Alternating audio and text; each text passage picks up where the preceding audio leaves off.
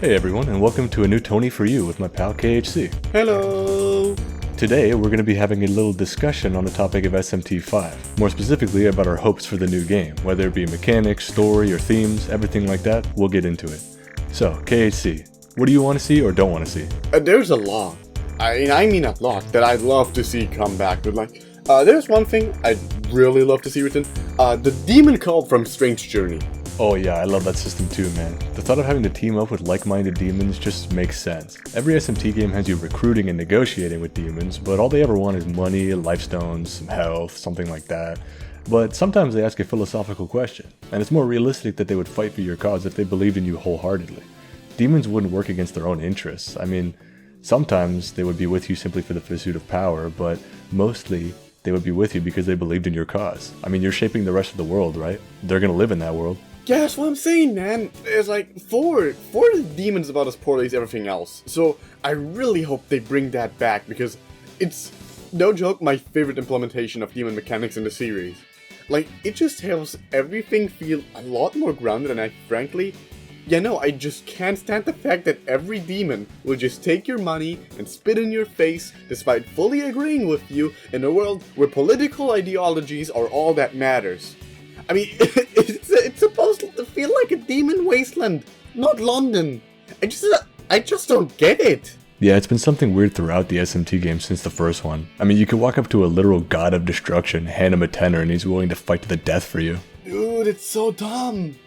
Especially because, the fusion, right? The fusion just ends up having any demon be totally loyal to your ass for no freaking reason. And it's super annoying to me. Because, you don't get penalized for fusing a demon with a completely different alignment from you, so I just love how SJ does it, you know? For me, I want a stronger relationship between the actions you take and your alignment. I understand this is going to be a tall task, but I believe Atlas can do it. Some different path options that offer more freedom of play and huge replayability would be awesome. Something like the way Fire Emblem Three Houses did it, or completely different, like Persona 1 and the Snow Queen quest. Yeah, no, I'm fully with you there. Again, 4 does that really poorly, because there's alignments, but they may as well not exist. And you actually have to go out of your way for the neutral ending that there's no point to actually getting it, because it's just so out there. When really it should be about as easy as the other two to get it, but no. The only thing I'm worried about is the alignment shifts, which do happen throughout the games, but mostly when people play SMT, they stick to one: law, neutral, or chaos. A few questions in the beginning and you're set on the path. I think that could work well. Honestly, I think just Strange Journey has, the best alignments in any of the games, because, your choices, they matter heavily in the grand scheme of things, but in the end, you still get to choose your alignment, so it actually makes agreeing with a group matter, because, unlike the other games, you aren't just locked into a path from the get-go if you make a single mistake or choice the game doesn't like, you know what I mean? Always happy to gush about Strange Journey. Another thing I'm hoping for is, I hope the side characters in SMT5 have more in common with the characters in SMT3. That's to say, they feel more like they're on their own journey. When the apocalypse hits, everyone's going to have their own way of dealing with things, their own plans. Let them go off and feel like Isamu, Hijiri, and Chiaki from Nocturne. Since we're shitting on SMT4 a bit, I'll do it too. The way they do side characters in SMT4 was the opposite of what I'm talking about. I forgot Izubo even existed until after I killed her at that end of the game, and Walter and Jonathan felt a little forced. Everybody has their own set of principles and goals they want to accomplish on a small and large scale, so let them do it. Oh dude, that reminds me. You know what I really want back? Reasons. And I don't mean as in the way Nocturne did them, but I want them to really experiment with the concept. Instead of just having set extremes, I really want them to experiment with what an ideal world can be for someone. Including, racial prejudice and all that which comes with being an extremist or something like that, do you feel me? I didn't even think about that, honestly. The reasons were compelling. I mean, I made a whole video about them, but they were half-baked in Nocturne, yeah. If they really explored what a new world could be and had this philosophical debate like they did in Devil Survivor 2 and had people become zealots to their cause, that could be interesting. Though that whole race thing, I mean, No, not like that. No, look, what I meant to say is not human race, but demon races. That's what I'm trying to get at here. Because while all the demons are classified their race has never really been of importance. So like maybe you could have like an alignment discriminating against them. So demons of that alignment refuse to stay in the party with a demon in that alignment. Or reason, or whatever you want to call it. You know what I mean? Like, I just kind of want to... I want them to experiment with that. Oh, right, I got you now. Sorry, you're German, so I thought, Oh, you know what, never mind.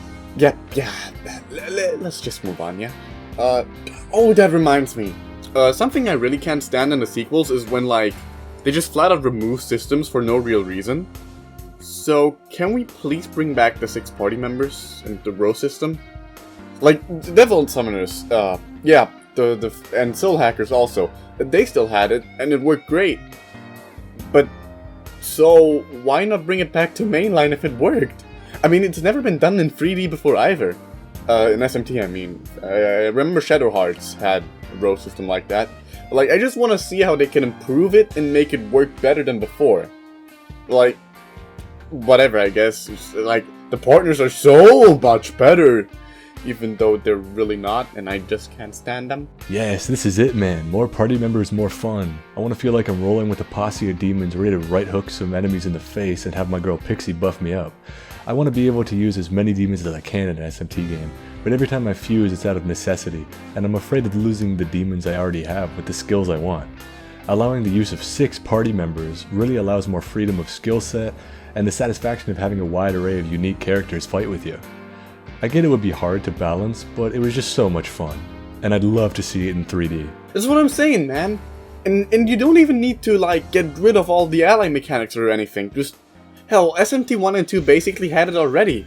All you'd have to do is bring back that system, combine it with the partner selection from Apocalypse, and BAM! You have an incredibly interesting SMT combat system right there. But you know what make it even better? A frickin' smirking.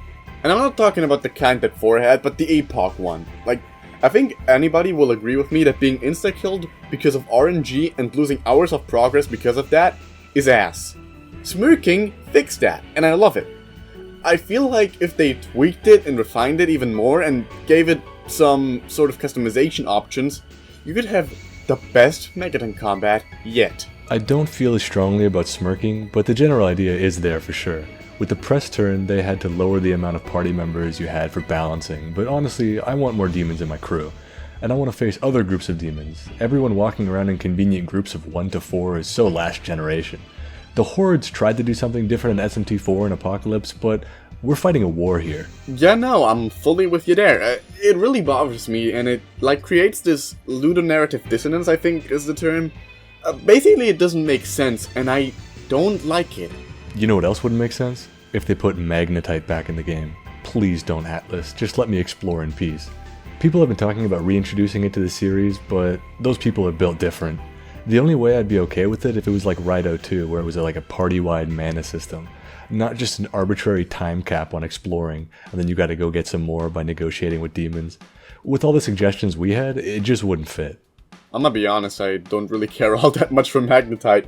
Like, yeah, it's annoying, but I've played RPGs with much worse crucial management of things like these, so I'm just really desensitized to it, I guess. I'm not sure, I don't know.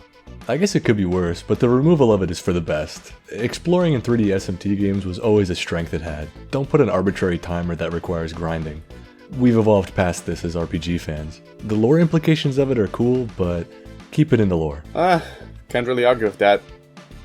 Any other ideas of what they could add? Frankly, I ran out. Okay, last one I'll bring up, but I think it's the most feasible one for them to add. Extra and post-game content.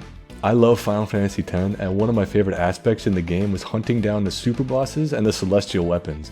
Something like that in SMT5 would be amazing. They did it before with the Fiends, which are technically optional but still required if you want the true ending, but I just want pure optional content with extreme challenges that offer immense rewards. Kinda like getting all the Megatama in Nocturne. Oh, dude, now you're speaking my language. Hell yeah!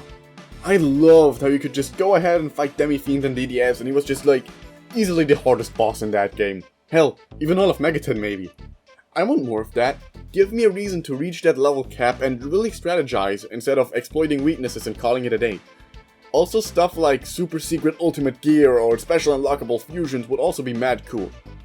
I think Devil Survivors did something like that actually, and Nocturne did that with Beelzebub and Metatron if I don't... oh, also the Fiends, right?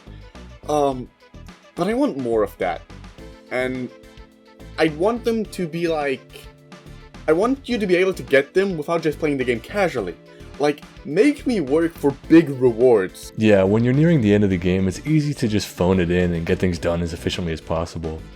I'm somewhat of a completionist in the early game and mid game of Mega 10, fusing as many demons as I can, getting all the secret items, but later on I realize I'm never going to use these 50 beads of life and somas.